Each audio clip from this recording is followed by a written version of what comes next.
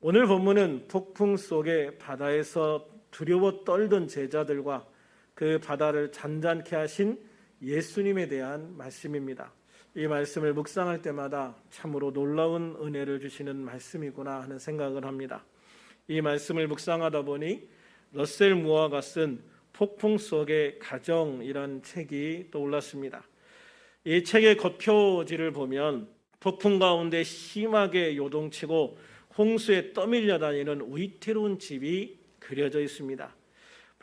많은 어려움과 고난을 겪고 있는 특수한 상황의 가정을 다루는 책이구나라는 생각을 했지만 실제 내용을 보면 첫 장에 이런 내용이 있습니다.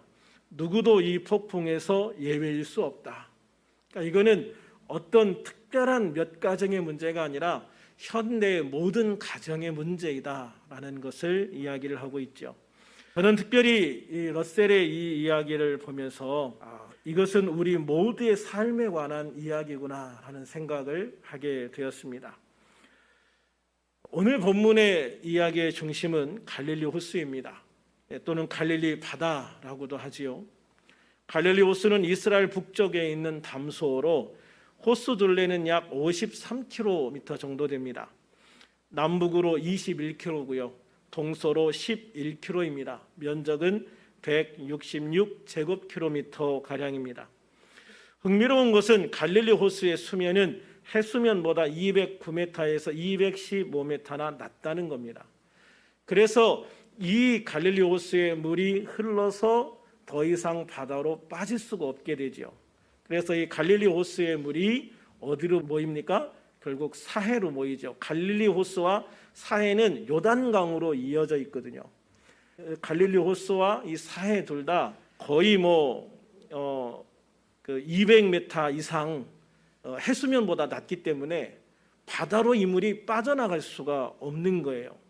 그래서 갈릴리 호수에서 요단강을 통해서 사해로 모인 물들이 더 이상 빠져나가지 못하고 거기서 증발돼서 거기에서 엄청나게 많은 염분들이 남게 되어지고 그래서 이제 죽음의 바다라고 이야기하는 소금 바다가 되어진 것이죠. 이 갈릴리 호수를 보면 첫 느낌이 굉장히 부드럽다, 평온하다라는 생각이 들 정도로 잔잔한 그런 호수입니다. 특히 새벽에 동이 틀 때와 저녁에 해가 질 때면 그렇게 아름답다고 합니다. 그런데 이 갈릴리 호수의 강한 풍랑에 몰아칠 때는 전혀 다른 모습의 바다가 된다고 그래요. 거센 돌풍으로 인해서 바람이 강해지면 파도가 높아지는데 당시 이 호수에서 고기를 잡거나 이동수단으로 사용되던 작은 배들은 속절없이 물에 빠져 가라앉는 경우들이 많았다라고 말합니다. 당시 예수님과 제자들이 배를 타고 이 호수를 건너야 했던 이유는 걸어서 이 호수 건너편으로 가려면 먼 길을 돌아서 가야 돼요. 그런데 배를 타고 가면 직선으로 갈 수 있을 뿐만 아니라 예수님이 이 배를 타고 건너가는 시간 동안 휴식을 취할 수 있었다는 장점이 있었습니다. 실제로 예수님은 이 배를 타자마자 그 거친 풍랑 속에서도 잠이 깨지 않을 정도로 깊은 잠이 드셨던 것을 볼 수가 있죠. 예수님은 밤에도 기도하시고 새벽에도 기도하시고 낮에는 많은 사람들을 만나면서 그들을 치유하시고 말씀을 전하시는 그런 삶을 사셨기 때문에 저렇게 배로 이동하는 저런 시간이 굉장히 깊이 잠을 잘 수 있는 단잠을 잘 수 있는 유일한 시간들이 아니었나라는 생각을 해봅니다. 그런데 여기에서 예수님과 동행한 제자들은 어떤 마음으로 예수님의 제자가 되었을까요? 예수님의 제자가 되겠다고 마음먹은 사람들은 우리의 마음과 크게 다르지 않았을 거라고 생각을 합니다. 그들은 예수님을 따름으로 하나님의 축복과 은혜를 받고 누리는 형통한 삶을 기대하지 않았을까요? 그러나 예수님을 따른 그들에게 찾아온 현실은 축복이 아니라 폭풍이라는 엄청난 시련이었습니다. 더욱이 예수님께서 그 배에 함께 타고 계심에도 불구하고 폭풍이라는 시련이 찾아온 겁니다. 믿는 사람들도 역시 이런 어려움, 고통에서 예외일 수 없다는 것을 이런 모습들을 통해서 보여주고 있고 또 다른 성경의 많은 부분들에서 보여주고 있습니다. 그 중에 하나가 시편 10편 1절 말씀인데요. 여기 보면 여호와여 어찌하여 멀리 서시며 어찌하여 환난 때에 숨으시나이까 라고 부르짖어 기도하고 있습니다. 시편 기자의 눈에 하나님을 믿지 않는 사람, 악한 사람들은 잘되고 형통한 것 같은데 하나님을 경외하고 믿음으로 섬기는 나는 왜 이렇게 힘들어야 하는가? 하나님은 왜 나를 돕지 않으시는가? 하나님은 왜 이렇게 멀리 떨어져 계시는가? 하는 절박한 마음으로 부르짖어 기도하고 있는 겁니다. 그러나 결론으로 가보면 17절에서 여호와여 주는 겸손한 자의 소원을 들으셨사오니 라고 고백하고 있습니다. 그렇습니다. 믿음의 결국은 하나님의 응답을 통한 놀라운 승리인 줄로 믿습니다. 그러므로 우리들은 인생의 폭풍 속에서도 우리 주님이 나와 함께 하신다는 것을 결코 잊지 말아야 됩니다. 바람에 그 미친 듯이 넘실대는 파도만 보면 금방 죽을 것 같습니다. 그러나 함께 하시는 주님을 바라보면 주님을 통한 구원, 평안, 소원을 발견하게 됩니다. 주님이 함께 하시는 배는 절대 침몰하지 않습니다. 예수님이 함께 하시는 배는 결국 목적지에 도착하게 되어 있습니다. 그러므로 우리들은 나와 함께 하시는 주님을 바라보며 강하고 담대해져야 될 줄로 믿습니다. 하나님은 여호수아 1장 9절에서 이스라엘의 새 지도자가 된 여호수아에게 말씀하십니다. 내가 내게 명령한 것이 아니냐? 강하고 담대하라. 두려워하지 말며 놀라지 말라. 하나님은 여호수아에게 내가 너에게 그 길을 가라고 하지 않았느냐? 네가 내 말을 따라서 그 길을 가면 나는 너와 함께 갈 것이다. 내가 너와 언제 어디에서나 함께 있을 것이다. 내가 가는 그 길에 내가 동행할 것이다. 그러니 두려워하지 말고 놀라지 말고 강하고 담대하라. 할렐루야. 강하고 담대하라 라고 말씀하고 있는 거예요. 또 하나님은 시편 27편 14절에서 다윗에게도 말씀하십니다. 너는 여호와를 기다릴지어다. 강하고 담대하며 여호와를 기다릴지어다. 어떤 상황 속에서 너는 하나님을 바라봐라. 어떤 상황 속에서도 너는 하나님을 기다려라. 두려워하지 말고 놀라지 말고 떨지 말고 강하고 담대하게 여호와 하나님을 기대하고 기다려라 라고 말씀하고 있는 겁니다. 시편 31편 24절에서는 다윗이 하나님의 성도들을 향해 말씀하십니다. 여호와를 바라는 너희들아 강하고 담대하라. 여호와를 바라는 너희들아 강하고 담대하라. 예수를 믿고 하나님의 백성이 된 너희들아 강하고 담대하라 라고 말씀하고 있는 거예요. 그렇습니다. 우리들이 예수 그리스도를 통해 하나님을 믿는 하나님의 백성으로서 또한 하나님의 자녀로서 강하고 담대해야 합니다. 어떤 풍랑 속에서도 어떤 문제 앞에서도 우리는 강하고 담대해야 합니다. 우리 주 예수님이 우리와 함께 하시기 때문입니다. 예수님을 믿는 사람과 그렇지 않은 사람의 가장 큰 차이가 바로 이것입니다. 예수님을 나의 주님으로 모시고 있는 그리스도인들은 하나님의 보호를 받습니다.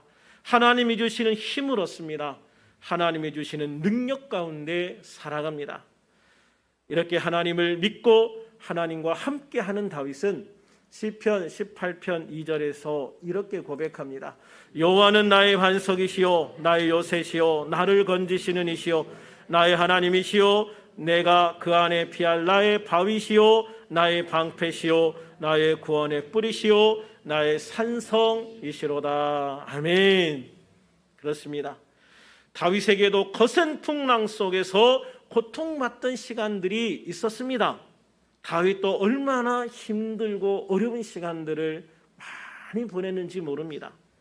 그러나 그 시간들을 믿음으로 이기고 난 후에 그 시간들을 믿음으로 지내고 난 후에 다윗은 그 시간들이 얼마나 하나님의 보호하심과 구원하심과 인도하심 속에 하나님의 축복에 살아왔던가 하는 것을 알게 되어집니다. 그래서 다윗은 시편에서 수도 없이 이 고백들을 반복해서 하고 있는 것입니다. 예수님을 믿고 하나님과 함께 걸어가는 우리들의 인생 속에서도 여호와는 나의 반석인 걸 믿으시기 바랍니다. 나의 요새가 되어주시는 걸 믿으시길 바랍니다. 나를 건지시는 분이신 것을 믿으시기를 바랍니다. 나의 하나님이 되심을 믿으시기를 바랍니다. 내가 하나님 안에 피할 하나님이 나의 바위가 된다는 것을 믿으시기를 바랍니다. 하나님은 나의 방패가 되어주시고 나의 구원의 뿔이 되어주시고 나의 산성이 되어주심을 믿으시기를 바랍니다. 정말 우리의 삶 속에서 살아계시는 하나님의 은혜를 경험하고 바로 이런 아름다운 고백을 다윗과 같이 할 수 있는 복된 우리들이 되기를 주님의 이름으로 축원합니다. 그러므로 풍랑 속에서 좌절하지 말고 낙심하지 말고 주님을 바라보시기를 바랍니다. 주님을 바라보면 때로는 우리의 기대와 다른 모습이 보이기도 합니다. 주님은 주무시면서 나의 고통에 아랑곳하지 않은 것처럼 보일 때도 있는 겁니다. 그래서 제자들은 불안해졌고 주무시는 주님을 깨웁니다. 잠에서 일어나신 예수님은 오히려 제자들을 책망하십니다. 26절을 같이 한번 읽어볼까요? 시작. 예수께서 이르시되 어찌하여 무서워하느냐 믿음이 작은 자들아 하시고 곧 일어나서 바람과 바다를 꾸짖으시니 아주 잔잔하게 되거늘. 아멘. 우리가 어려움을 당할 때 당연히 주님을 깨우고 주님께 기도해야 됩니다. 그렇지 않습니까? 그런데 우리가 이 모습을 자칫 잘못 보면 예수님을 깨워서 예수님께 기도해서 야단 맞았다 이런 느낌을 받기도 해요. 그래서 어떤 분들은 왜 예수님이 기도하라면서 이런 위험 속에서 예수님을 깨워서 예수님께 기도했는데 왜 믿음이 작다고 야단을 치시느냐 이렇게 얘기하시는 분도 있거든요. 그런데 본문을 잘 살펴보면 예수님은 제자들이 고운하게 자는 당신을 깨워서 짜증나서 제자들을 책망한 것이 아니라는 것을 알게 돼요. 예수님이 제자들을 책망하시는 이유는 25절에 있습니다. 같이 한번 보면 제자들이 나와 깨우며 이르되 뭐라고 그랬어요? 주여 구원하소서 우리가 죽겠나이다. 이게 굉장히 사실 호들갑스러운 모습이거든요. 우리가 이게 성경이 굉장히 점잖하게 이렇게 표현해서 그렇지 실제로 이 모습을 보면 이렇게 점잖하게 이야기하지 않았을 거라고 생각을 해요. 그런데 제자들이 아는 예수님은 어떤 예수님이십니까? 불치병을 앓고 있는 사람들을 고치시고 온갖 귀신을 쫓아내시고 수많은 기적을 행하시는 그런 예수님이 아니었습니까? 그런 예수님을 누구보다 가까이 그들의 눈으로 직접 목격한 증인들 아닙니까? 말씀 한마디로 멀리서도 죽어가던 백부장의 하인을 고치신 분, 바로 그분 예수님 아니십니까? 그들이 그런 모습들을 직접 눈으로 보지 않았습니까? 그런 예수님이 지금 자기들과 함께 있는 겁니다. 그런데도 그들은 주여 구원하소서 우리가 죽겠나이다 라고 난리를 치는 겁니다. 예수님 왜 잠만 주무시는 거예요? 우리 지금 다 죽게 생겼다고요. 이게 지금 예수님에게 할 이야기일까? 예수님이 어떤 분인지 모른다면 그들이 이런 말을 할 수 있지만 예수님이 어떤 분인지를 가장 가까이에서 눈으로 직접 목격한 그들은 이런 이야기를 하면 안 되는 거예요. 우리를 또 살아가면서요 걸핏하면 이래서 죽겠다 저래서 죽겠다 그런 말할 때가 많지 않습니까? 예수님을 믿는 사람들은 그런 말을 하면 안 됩니다. 이건 그리스도인들이 할 말이 아니라는 말입니다. 우리가 기도해도 하나님의 뜻이 우선일 때가 있습니다. 그건 어쩔 수 없습니다. 예수님도 겟세마네 동산에서 그렇게 기도하셨는데 예수님이 기도하신 대로 된 게 아니라 하나님 뜻대로 되지 않았습니까? 그러나 거의 대부분은 예수님의 기도를 다 들어주셨다는 것을 기억하시기를 바랍니다. 그러므로 거의 대부분은 우리의 기도에도 응답하셔서 우리의 뜻을 이루어 주신다는 거예요. 우리의 삶이 근본적으로 하나님의 뜻을 이루는 것이지만 그러나 하나님께서는 우리들을 긍휼히 여기시고 우리들을 사랑하셔서 우리의 뜻을 이루어 주시는 부분들이 엄청나게 많다는 거예요. 그래서 우리는 우리의 삶 속에서 항상 믿음을 고백할 수 있는 그런 성도가 되기를 주님의 이름으로 축원합니다. 하나님께서 이루어 주실 기도 응답에 대한 소망을 고백할 수 있는 그런 믿음의 사람이 되기를 주님의 이름으로 축원합니다. 죽겠다가 아니라 감사합니다. 할렐루야. 감사합니다라고 말할 수 있는 그런 성도가 되어야 된다는 것이죠. 죽겠다라고 하는 사람은 환경을 바라보는 사람이고, 감사합니다라고 하는 것은 그 환경을 극복하게 하시고 이기게 하시는 하나님을 바라보는 사람의 고백인 겁니다. 예수님은 일어나셔서 바람과 바다를 꾸짖으셨습니다. 그 한마디에 그렇게 거세게 불던 바람이 멈추고 그렇게 무섭게 출렁이던 바다의 파도가 멈추었습니다. 우리 주님은 그런 능력을 가지신 분이십니다. 예수님은 하나님의 아들이시고 이 땅을 하나님 아버지와 함께 창조하신 창조주 하나님이시기 때문입니다. 사람들이 자신을 삼킬 것 같은 파도를 보고 두려워하는 것은 당연합니다. 누구든 그런 파도를 보고 두려워하지 않을 사람은 없습니다. 그러나 다른 한편으로 생각을 해보면 우리가 파도를 보기 때문에 두려운 겁니다. 파도를 보지 않으면 두렵지 않습니다. 그런데 굳이 파도를 보기 때문에 두려운 겁니다. 제자들이 파도가 아니라 예수님을 바라봤다면 그들의 고백은 달라졌을 겁니다. 그래서 우리는 무엇을 볼 것인가를 결단하고 선택해야 됩니다. 문제를 볼 것인가? 그 모든 문제를 해결하실 수 있는 전능하신 주님을 바라볼 것인가? 나의 눈이 어디로 향하는가에 따라서 나의 입에서 나오는 말들이 달라집니다. 그러므로 지금 나의 입에서 어떤 말들이 나오고 있는가를 보면 지금 내가 무엇을 바라보며 살아가고 있는지를 스스로 알게 되어집니다. 중요한 것은 지금 나에게 믿음이 있는가? 나는 지금 믿음의 눈으로 보고 있는가? 지금 나는 믿음으로 고백하고 있는가입니다. 본문 26절에서 주님은 우리가 두려워하는 이유를 믿음이 작기 때문이라고 말씀하셨습니다. 어찌하여 무서워하느냐? 믿음이 작은 자들아. 그렇습니다. 애초에 예수님에게 바람과 파도는 아무런 문제가 되지도 않았습니다. 애초에 예수님에게 바람과 파도는 아무런 문제가 되지 않았다는 겁니다. 문제는 우리가 주님을 바라보는 작은 믿음에 있었다는 것입니다. 믿음이 있어도 그 믿음이 작으면 아무리 작은 문제도 큰 것으로 생각하고 두려워하기 때문에 믿음이 작은 것이 문제다라고 하는 것입니다. 믿음이 크면 하나님이 능히 그 문제를 해결해 주실 것을 믿고 기대하기 때문에 문제가 작아 보입니다. 그러나 믿음이 작으면 하나님의 도우심을 기대하지 못하기 때문에 커 보이는 것이고 어려워 보이는 것이고 불가능해 보이는 것입니다. 그러므로 우리의 삶에서 가장 중요한 것은 뭐다? 믿음이다. 할렐루야. 우리의 삶에서 가장 중요한 것은 믿음입니다. 우리의 인생을 살아가면서 우리는 수많은 문제들을 만날 수밖에 없습니다. 햇사람들이 바다에 가서 물고기를 잡으면서 어떻게 높은 파도를 만나지 않을 거라고 생각을 하겠습니까? 어떻게 한 번도 태풍을 만나지 않을 거라고 생각을 하겠습니까?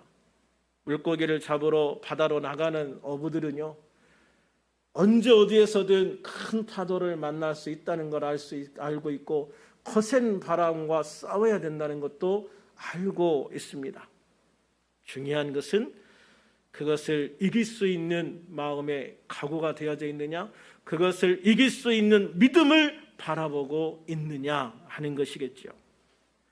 믿음이 있으면 믿음으로 하나님의 능력을 끌어당기게 됩니다. 그래서 그 능력으로 모든 문제들을 능히 해결하고 이기고 승리할 수 있는 삶을 살아가게 되는 것입니다. 그러나 믿음이 작으면 우리는 그 문제 속에서 허둥대다가 가라앉아 버리는 인생이 될 수도 있다는 걸 기억해야 됩니다. 믿음이 작으면 문제가 크게 보입니다. 믿음이 크면 문제가 작아 보입니다. 그래서 믿음이 중요한 것입니다. 풍랑 속에서 두려워하는 제자들에게 예수님이 말씀하십니다. 어찌하여 무서워하느냐? 믿음이 작은 자들아. 딸이 죽었다는 소식을 듣고 절망하는 회당장에게 말씀하십니다. 두려워하지 말고 믿기만 하라. 두려워하지 말고 믿기만 하라. 주님은 지금 우리들에게도 말씀하십니다. 인생의 폭풍을 두려워하지 말고 믿기만 해라. 인생의 수많은 문제들 앞에서 두려워하지 말고 믿기만 해라. 그럼 우리는 백부장과 같이 다만 말씀으로만 하옵소서, 믿음으로 고백할 수 있는 믿음의 사람이 되어서 주님께서 가라 내 믿은 대로 될지어다, 가라 내 믿은 대로 될지어다 라는 말씀을 들을 수 있는 복된 믿음의 사람이 다 될 수 있기를 우리 주님의 이름으로 축원합니다. 축원합니다. 기도하겠습니다. 살아계신 하나님 아버지, 오늘도 주님의 크신 사랑과 은혜 안에 예배할 수 있게 하심을 감사합니다. 주님은 오늘 말씀을 통해 아무리 거친 풍랑 속에서도 믿음으로 주님을 바라보라고 말씀하십니다. 우리들은 때로 믿음이 작은 문제 속에서도 허둥댈 때가 있습니다. 그러나 우리들이 주님 말씀대로 믿음을 가지고 문제의 풍랑을 바라보고 두려워 떠는 것이 아니라 주님을 바라보고 주님이 하실 것을 기대하는 복된 성도가 될 수 있기를 소망합니다. 어떤 상황 속에서도 어떤 문제 앞에서도 우리의 눈이 풍랑을 바라보지 않게 하시고 주님을 바라볼 수 있는 복된 성도가 될 수 있기를 소망합니다. 그리하여 주님께 내 믿은 대로 될지어다 라는 그 말씀을 듣게 하여 주셔서 모든 문제를 이기고 승리하는 최후 승리자가 되게 하여 주시옵소서. 이제 모든 성도들이 교회로 돌아오게 하시고 주님을 통해 더 큰 축복과 은혜가 넘치는 복된 우리들이 될 수 있기를 소망합니다. 이번 한 주간에도 주님이 함께 하시고 도우시고 보호하시며 건지시고 구원하시는 놀라운 은혜 안에서 주님이 허락하신 풍성한 삶을 살게 하여 주시옵소서. 또한 육신이 연약한 우리 지체들 위해 주님의 크신 은혜와 능력을 더하여 주셔서 주님의 약속대로 치유하여 주시고 회복시켜 주시옵소서. 그래서 우리들 지체 모두가 온전히 주님께 영광 돌리는 복된 시간들이 되게 하여 주시옵소서. 오늘도 함께 하시고 이번 한 주간도 함께 하여 주셔서 믿음으로 승리하고 영광 돌리는 복된 날이 되게 하여 주실 것을 믿고 감사하오며 예수님 이름으로 기도하옵나이다. 아멘.